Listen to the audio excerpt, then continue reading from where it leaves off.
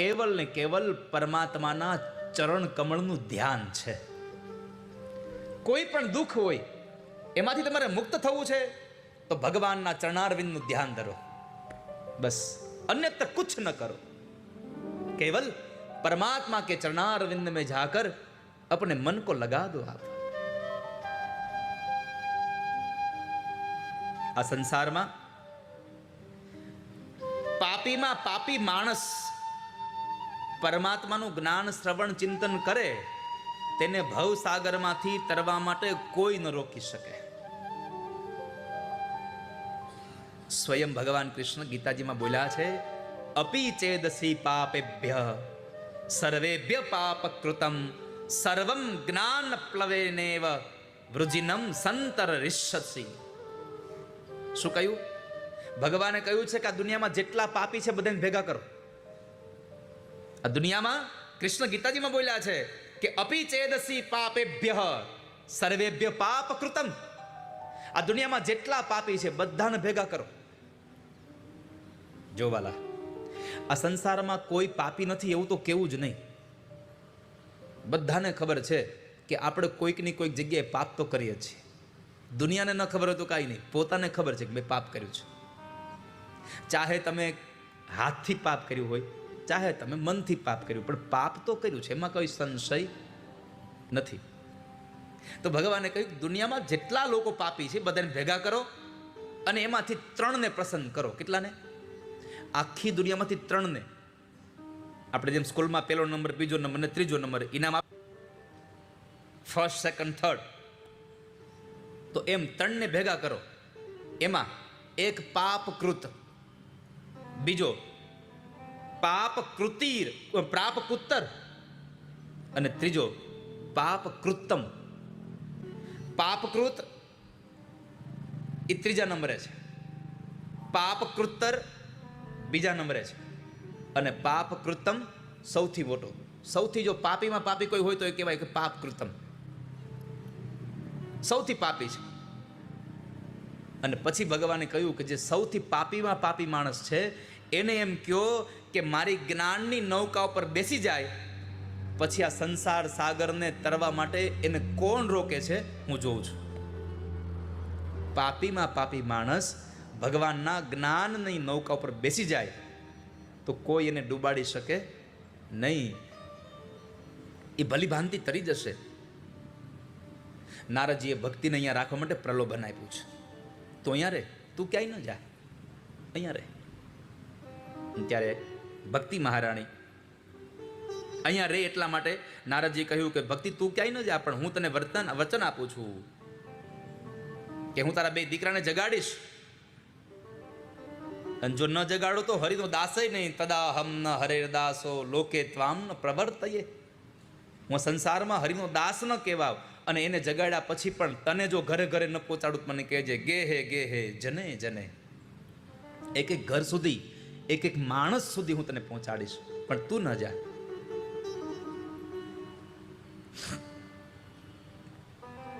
ભગવાનને મેળવવા માટે સાધન છે ભક્તિ. પરમાત્માને મેળવવા માટેનું સાધન ભક્તિ છે. અને આ ભક્તિનું જો કોઈ શ્રેષ્ઠ ઉદાહરણ હોય તો ભાગવતની ગોપીઓ છે.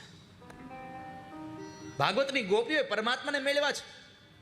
પરમાત્માના દર્શન વગર આપણું કોઈ સફળ નથી આ સંસારમાં. અક્ષણવતામ ફલમિદમ ન પરમ વિદામ. ગોપીઓ કહે છે કે એ બેન, માણસ તો બન્યા, માણસના શરીરમાં ભગવાને કાન આપ્યા, નાક આપ્યું, જીભ આપી, આંખું આપ્યા, હાથ આપ્યા, આ પગ આપ્યા, આનું સફળતા શેમાં?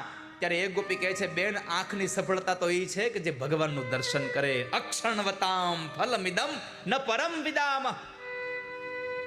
આ આંખ ત્યારે સફળ થઈ કહેવાય કે જ્યારે ભગવાનનું દર્શન કરે. નકર આની કોઈ સફળતા નથી, આનું કોઈ જીવન નથી.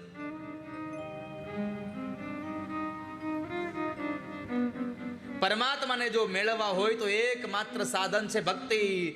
હરિ રહી સાધ્યતે ભક્ત્યા પ્રમાણમ તત્ર ગોપિકા.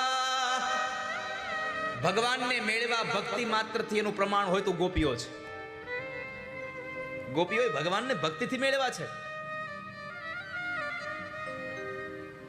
કારણ ભક્તિથી પરમ કલ્યાણ થાય, ભક્તિથી પરમાત્માનું પ્રાપ્તિ થઈ શકે.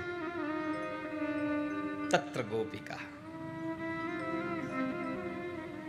ભક્તિ તું ક્યાંય ન જા. અને આ ભક્તિના દુઃખને દૂર કરવા માટે જ્યારે નીકળેલા નારદને બદ્રી વિશાલમાં સનત કુમારો મળ્યા અને સનત કુમારોને પ્રશ્ન કર્યો અને સનત કુમારોને આ વૃત્તાંત બતાવ્યું કે જે જ્ઞાન અને વૈરાગ્ય ગીતાના શ્લોક અને વેદના મંત્રોથી ન જાગે એને જગાડવા માટે કયો શ્રેષ્ઠ સાધન છે મને બતાવો, મારા પર અનુગ્રહ કરો. અનુગ્રહસ્તુ કર્તવ્યો મયિ દીને દયા પરે. નારદજીએ કહ્યું મારા દીન ઉપર અનુગ્રહ કરો, મારા પર અનુગ્રહ કરો. એટલે તો રામાયણ કહે અબ કछु નાથ ન ચાહીએ કેવલ અનુગ્રહ તો રે. દીન દયાલ અનુગ્રહ તો રે. આ સંસારમાં પરમાત્મા પાસે માગો ને તો અનુગ્રહ માગજો ભગવાનનો. ભગવાન પાસે માગવાનો વારો આવે તો અનુગ્રહ માગવો. જેવી તેવી વસ્તુ માગ્યા ન કરશો. અને જો પરમાત્માનો અનુગ્રહ અને તમારી શ્રદ્ધા આ બેયનું મિલન થઈ ગયું તો પછી ચિંતા જ નથી. પરમાત્માના અનુગ્રહ રૂપી વર અને સાધકની એટલે કે જિજ્ઞાસુ પુરુષની એનામાં જન્મેલી પરમાત્મા પ્રત્યેની શ્રદ્ધા રૂપી કન્યા, પરમાત્માના અનુગ્રહ રૂપી વરાજા સાથે સાધકની શ્રદ્ધા રૂપી દીકરીના જો લગ્ન થઈ જાય અને એમાં જો પાક્કો વિવાહ થાય ને, શાસ્ત્રીય રીતે વિવાહ થાય તો એના દ્વારા પરમાર્થનો પ્રસવ થાય, એમાં કોઈ સંશય જ નથી. ભગવાનનો અનુગ્રહ અને આપણી શ્રદ્ધા આ બે ભળી જાય એટલે એમાંથી પરમાર્થ જન્મે, એનો પ્રસવ થાય. અને દીન બનાવવામાં જે મજા છે ને એવી મજા ક્યાંય નથી. દીન બની જાઓ. નહીં તો નારદ અને સનત કુમારો બે બ્રહ્માના દીકરા છે, બે ભાઈઓ છે, પણ જ્ઞાન પ્રાપ્ત કરવું તું એટલે નારદ દીન બની ગયા છે. કંઈક મેળવવું છે એટલે અહંકાર છોડી દીધો. અને મેં ગઈકાલે કહ્યું હતું કે જ્યાં સુધી અહંકાર ન છૂટે ત્યાં સુધી તમે કઈ મેળવી ન શકો. કોઈ દિવસ અહંકાર ન છૂટે ત્યાં સુધી તમે પ્રાપ્તિ ન કરી શકો કઈ. નારદે જે પોતાની ચિંતા કરી એ ચિંતામાંથી સનત કુમારો એને શાંત કર્યા. વેદોના સાર રૂપી કથા ભાગવત એને સંભળાવો. નારદે કહ્યું હું બીજે ક્યાં સાંભળવા જાઉં, તમે જ મને સંભળાવો. અને નારદના કહેવા અનુસાર કથા ક્યાં કરવી, ક્યાં કરશો કથા? તો નક્કી કર્યું કે ગંગાના એક આનંદ નામના તટ ઉપર ભગવાનની કથા કરીએ. અને કથા ક્યારે મળે, સત્સંગ ક્યારે મળે?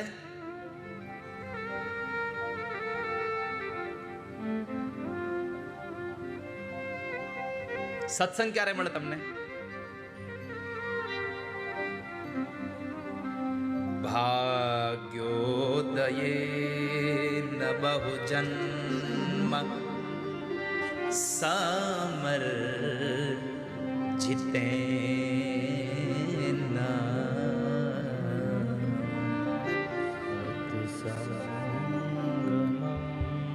ચલવતે પુરુષો ભાગ્યોદયેન બહુ જન્મ સમર્જિતેન. સત્સંગ ભાગ્યમાં હોય તો મળે, પુરુષાર્થથી ન મળે.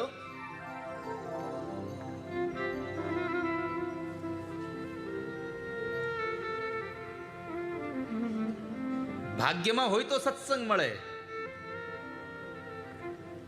અને એટલે તો કહે છે કે તમે સત્સંગમાં જાઓ ને ત્યારે પરમાત્માની સાથે જોડાવા માટે સત્સંગમાં જવાનું છે. ભગવાનની હારે જોડાવા માટે સત્સંગમાં. સત્સંગમાં શા માટે જઈએ? તો કહ્યું કે જે માણસને ભગવાન સાથે જોડાવવું છે, જે માણસને પરમાત્મા સાથે પ્રીત બાંધવી છે, એવા માણસોએ સત્સંગમાં જવું. સત્સંગમાં તમે જાઓ ને એટલે એમાં જરૂરી નથી કે તમને વૈરાગ લાગી જાય.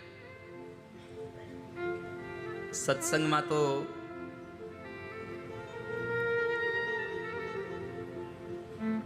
અનેક જન્મની કમાણી હોય તો જઈ શકાય. જે માણસ સત્સંગમાં ન ગયો હોય એ માણસનું જીવન આ સંસારમાં કાંઈ કામ નથી. જન્માંતરે ભવે પુણ્યમ તદા ભાગવતમ લભે. જન્માંતરે ભવે પુણ્યમ. અનેક જન્મના પુણ્ય ભેગા થયા હોય ત્યારે તમને સત્સંગ મળે, એમને ન મળે.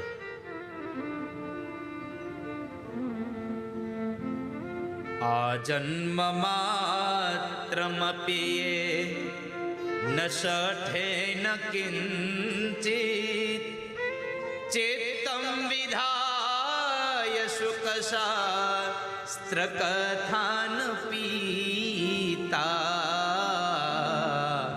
ચાંડાલવત ચખરવત વતતે નીતમ મિથ્યા સ્વજન્મ જનની જનિ દુઃખ ભાજા. મિથ્યા સ્વજન્મ જનની જનિ દુઃખ ભાજા. જેણે પરમાત્માની કથા નથી સાંભળી ને એનું જીવન હાવ નકામું છે, ગધેડા જેવું છે, ચાંડાલ જેવું છે. અને એની માતાને માત્ર જન્મના સમયે દુઃખ દેવા આવ્યો છે એટલું કામ છે, બાકી કાંઈ કામ નથી જેને કથા નથી સાંભળી એને. એટલે તમને વારે વારે કહેતા હોય કે ભાઈ જ્યારે કથા હોય ને ત્યારે કથામાં જાઓ, 11 હોય ત્યારે સત્સંગમાં બેસો. તમે તો કેટલા બધા ભાગ્યશાળી છો કે આજે હજી 9મી છે, કાલે 10મી અને શનિવારે એકાદશી. એકાદશીના દિવસે જ કનૈયો આવશે. લ્યો, આપણો નંદ ઉત્સવ એ શનિવારે છે.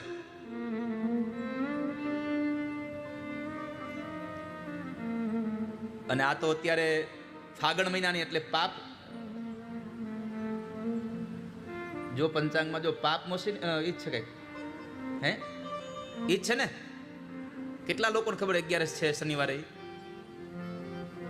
કેટલા લોકો રહેવાના છો? હાથ જો કરો. એકે 11 રહેતા હોય ને, ન રહેતા હોય તો કાંઈ વાંધો નહીં, પણ મારી પ્રાર્થના છે કે આ શનિવારની એકાદશી રહેજો. એ દિવસે ભગવાનના પ્રાગટ્યની કથા સાંભળજો. તમારા જન્મથી લઈને અત્યાર સુધીના બધા પાપમાંથી મુક્ત કરી દેશે મારો ઠાકોરજી. બધી રહ્યો તો વાંધો જ નથી, પણ કદાચ તમારાથી ભૂખ્યું ન રહેવાતું હોય, પણ એકાદશી, આ એકાદશી તો રહેવાની જ છે. ફરજિયાત છે. જો એકાદશી રહીને નહીં આવો એટલે હું માર્યા વગર નથી મૂકવાનો બધાને. ઢીબડી નાખું બધાને. ઢીકે પાટે માર્યો કે મને. આવશો ને એકાદશી રહીને? કેટલા જણા રહેવું? સાચું બોલજો. હવ ના હમ ખાજો. સાધુ તું રે એકાદશી? અમારા રાજને તો તારું તો પાકું હોય. તે તો વૃંદાવનમાંથી નિર્ણય લીધો છે કે હવે જેટલી એકાદશી રહેવી ભાવથી રહેવી એમ. ગિરીશભાઈ રહેવા માંડ્યા. હવે તો શુભમ તું તો અભી નહીં રહેતા ને એકાદશી? एकादशी करता है तू? अच्छा, कितने वक्त की? 1 वक्त की, 2 वक्त की, 3 वक्त की? तीनों 3 की? अच्छा. विनोद शंकर, आप भी रहते हो ना?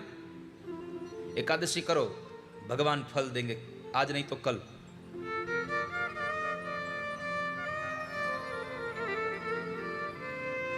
તમે જ્યારે જ્યારે પણ આપણા આજુબાજુમાં, મેં તો કેટલી વખત કથામાં કહ્યું છે કે તમારી હરિદ્વાર જવાની, જગન્નાથપુરી જવાની, વૃંદાવન જવાની તમારી ટિકિટ આવી ગઈ હોય અને પછી તમને ખબર પડે કે મારા અહીંયા ઘરથી 2 કિલોમીટર આગી એક કથા બેહવાની છે, તો વૃંદાવન જવાનું બંધ રાખજો ને કથામાં જવાનું નક્કી કરજો.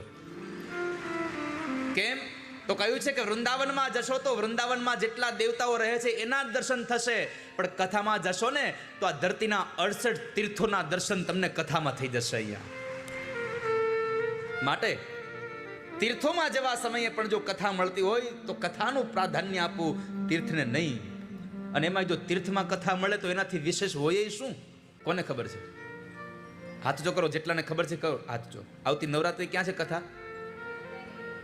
વૈષ્ણોદેવીમાં. ક્યાં છે? માના દરબારમાં 9 દિવસ દેવી ભાગવતની કથા અને સાથે સાથે માના ધામનું દર્શન થાય. વિચાર કરો તમે. આવજો બધાએ વૈષ્ણોદેવી હવના ખર્ચે.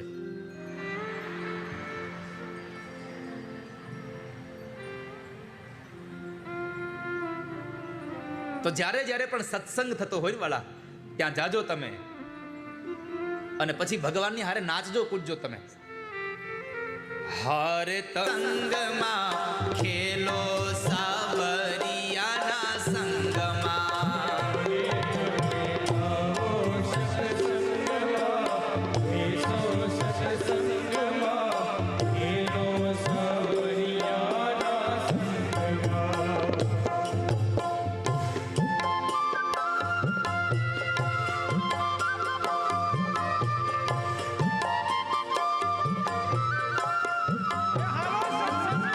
કરવા માટે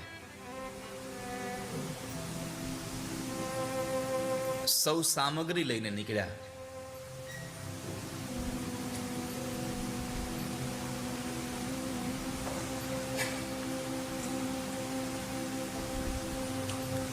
ભગવાન ગિરિરાજ સુધી સૌ પહોંચ્યા.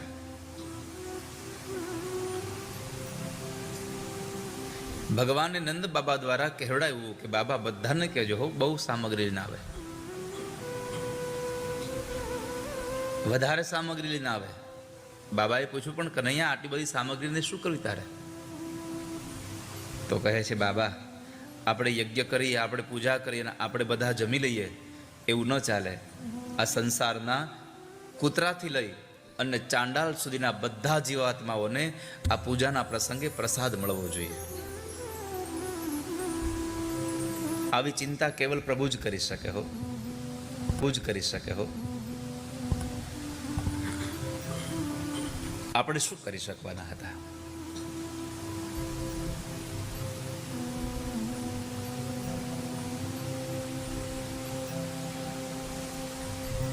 બધા સૌ લોકો ખૂબ સામગ્રી લઈને ગયા.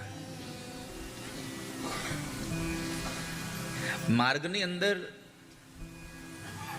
ગોવાળિયાઓએ પ્રશ્ન કર્યો ભગવાનને કે હે લાલા, તું આ બધું આ પ્રસાદ આટલો બધો લેવડાવ્યો છે, તે આપણે પર્વતને આ પ્રસાદ ધરીશું તો શું પર્વત પ્રસાદ ખાશે? ભગવાને કીધું કેમ ન ખાય? આપણો ભાવ હોય તો બધું જમે.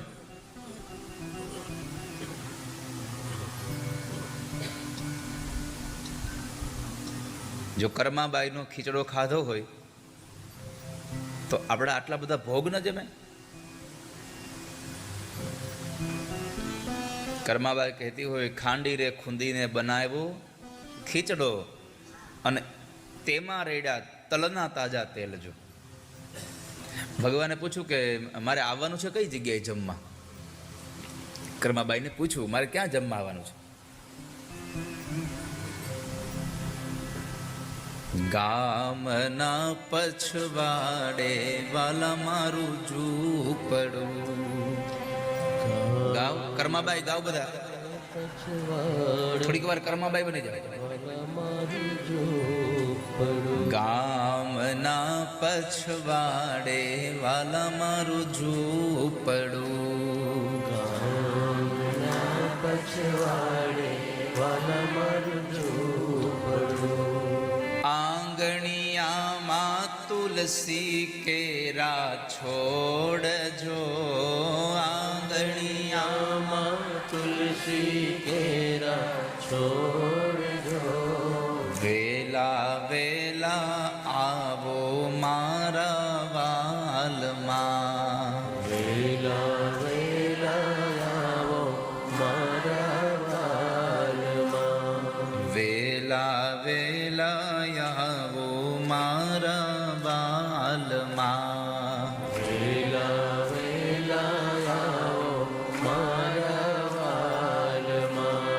જમવાને પધારો મારા નાથ રે, જમવાને પધારો મારા નાથ રે, વેલા વેલા આવો મારા બાલમાં, વેલા વેલા આવો મારા. કર્માબાઈએ ભગવાનને એડ્રેસ આપ્યું કે ગામના પછવાડે એક ઝૂંપડું છે અને ઝૂંપડા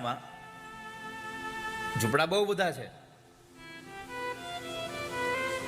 પણ એમાં તુલસીનો ક્યારો મારી ઘરે છે, અને જેના ઘરમાં તુલસીનો ક્યારો હોય ત્યાં ભગવાન આવે છે.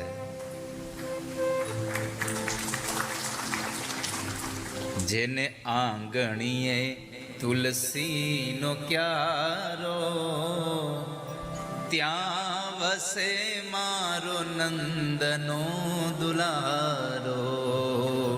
જેને આંગણીએ તુલસીનો ક્યારો, ત્યાં વસે મારો નંદનો દુલારો. તો કર્માબાઈ કહે છે કે ગામના પછવાડે મારું ઝૂંપડું છે અને એમાં બરાબર આંગણામાં તુલસીના છોડ છે. આ નિશાન યાદ રાખજો.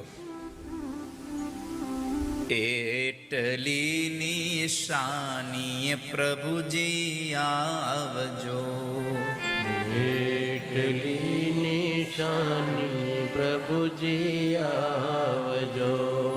ભૂલે ચૂકે ન જાજો બીજા ઘેર જો, ભૂલે ચૂકે ન જાજો બીજા ઘેર જો.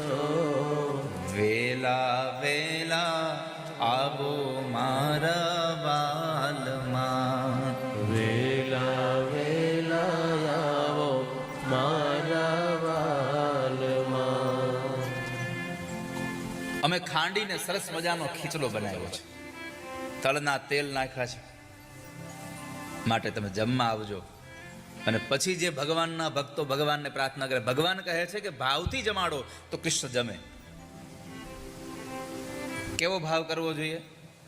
ભગવાનને કીધું મીઠો રે લાગે તો મોહન માગજો, મીઠો રે લાગે તો મોહન માગજો. શરમાતા નહીં જોજો મારા નાથ રે, શરમાતા નહીં જોજો મારા નાથ રે. વેલા વેલા આવો મારા વાલમાં, વેલા વેલા આવો મારા વાલમાં. પણ એકલા એકલા આવતા નહીં.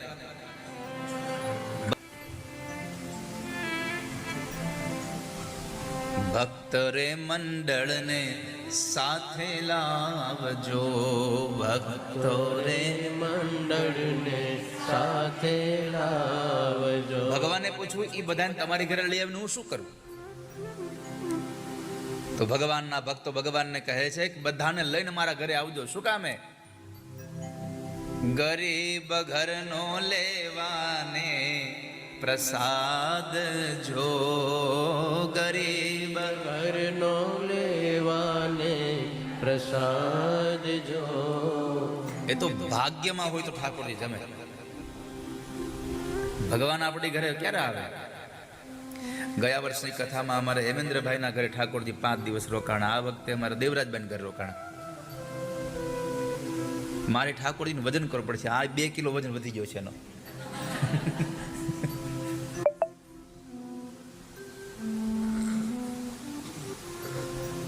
કેટલાય જન્મના પુણ્ય હોય ત્યારે ઠાકોરજી આપણા ઘરે પધારે. વાલા ભક્તજનો,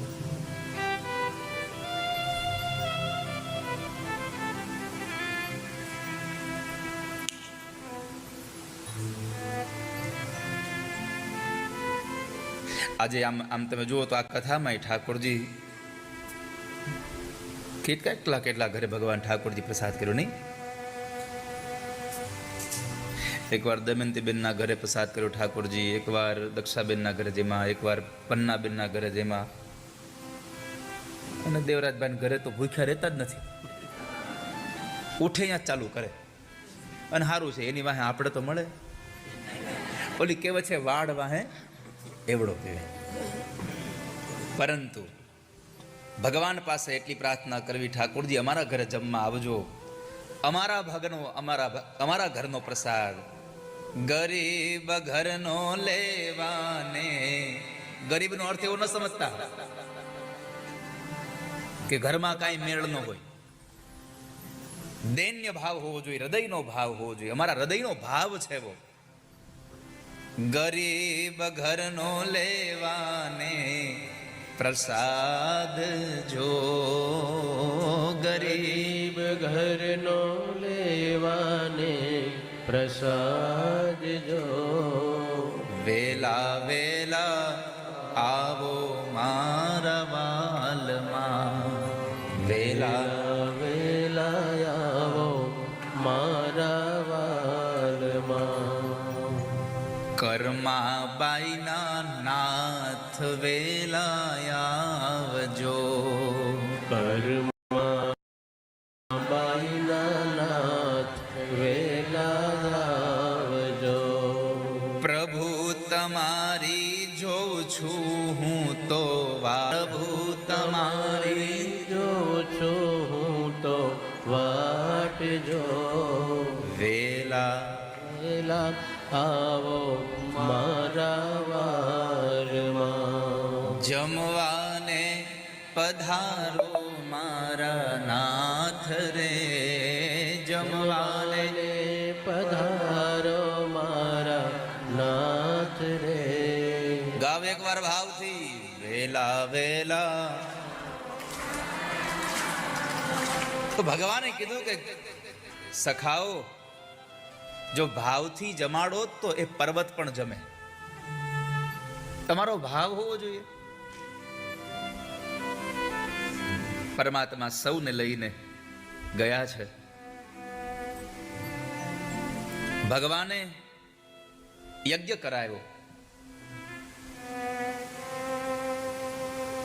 ભલે મહાપુરુષો અને વિદ્વાનો એમ કહે છે કે નિરાકાર કશું જમતો નથી,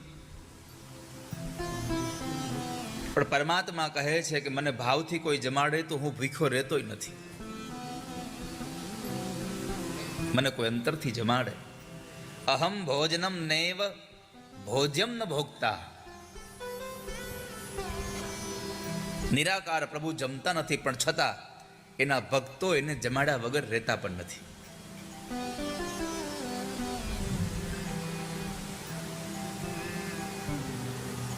અને ભાવથી જમાડો ને તો ઠાકોરજી જમી જાય.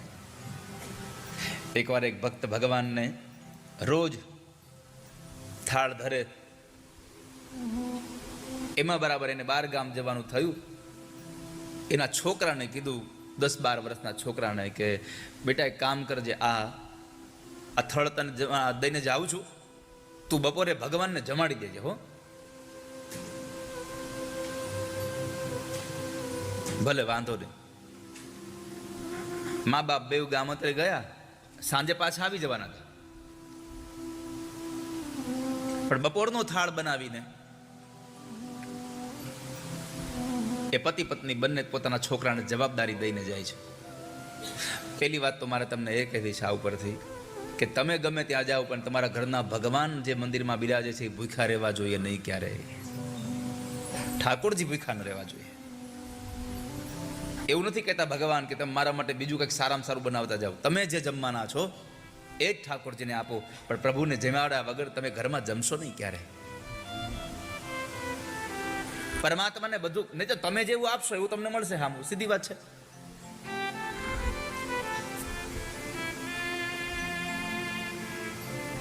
જેવું વાવ્યું હશે એવું ઉગશે. આપણે તો લગ્નની કંકોત્રી આવે કે ફરવા જવાનું હોય તો બહારથી તાળું માની વ્યા જઈએ, એના અંદર પૂરી. કોઈ દિવસ તમારા છોકરાઓને પૂરીને ગયા અંદર? હે? એકવાર એક પરિવારને આમંત્રણ આવ્યું કે અમારા ઘરે લગ્નમાં આવજો. હવે એના ઘરમાં ભગવાન ઠાકોરજી બિરાજે.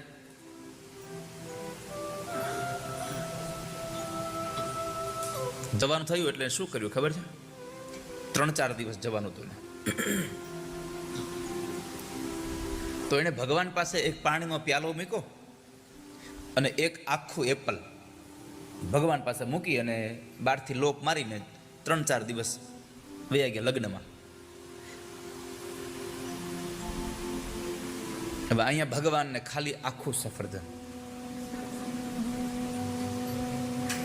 જ્યારે ઠાકોરજી તમારા ઘરમાં બિરાજતા હોય ને, નાનું સ્વરૂપ, આ બાલ સ્વરૂપ, ત્યારે યાદ રાખજો વાલા વૈષ્ણવો, કે જેમ તમારા ઘરમાં નાના બાળકને તમે એકદમ સરસ રીતે સાચવો છો ને, એવી જ રીતે આ ઠાકોરજી તમારે સાચવવા જોઈએ. તમે તમારા નાના બાળકને કોઈ દિવસ એપલની આવટલી કમથી ચીર એમનો હાથમાં આપી દીધી? એની છાલ ઉતારશો, સરસ મજાનું એનું છીણ કરશો અને પછી તમારા બાળકને તમે ખવડાવો છો. આ ઠાકોરજી એમ છે. જેમ તમે તમારા ઘરમાં બાળકનો જન્મ થાય અને દર વર્ષે તેનો તમે જન્મ દિવસ ઉજવો છો ને, એ